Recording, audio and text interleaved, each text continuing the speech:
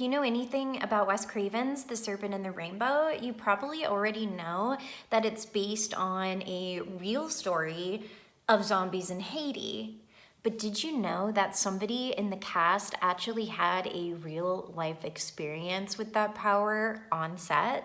Okay, so The Serpent and the Rainbow is based on a book by the same name that came out in the 80s, where an anthropologist went to Haiti and was exploring this story about a man who was apparently a zombie for 2 years. He died, he came back, and he started to really explore the culture there and the voodoo practices that people believed could turn people into zombies. Now, Wes Craven told this story in an interview. He said that one of the writers was interviewing a voodoo priest who the author of the book actually talked to. He was asking him questions about the process, like how they actually made people into zombies. Wes said that the writer was really interested in spirituality and culture, and at the end of the interview, he had told the voodoo practitioner that he was interested in being indoctrinated into voodoo and interested in basically learning more. The writer proceeded to go mad over the next week. Wes said he had basically stopped writing, he stopped wearing clothes, he had gotten really disheveled. He even locked himself in his room until one morning, Wes woke up, it was early, and he heard knocking at his door.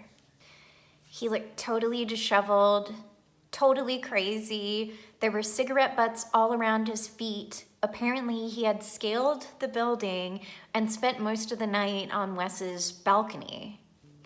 He had apparently wanted to tell Wes goodbye because he was very certain that the producers and people involved with the movie were going to kill him. He was actually airflown from set, taken out of the country, back to the States to go to the emergency room, and his wife met him there.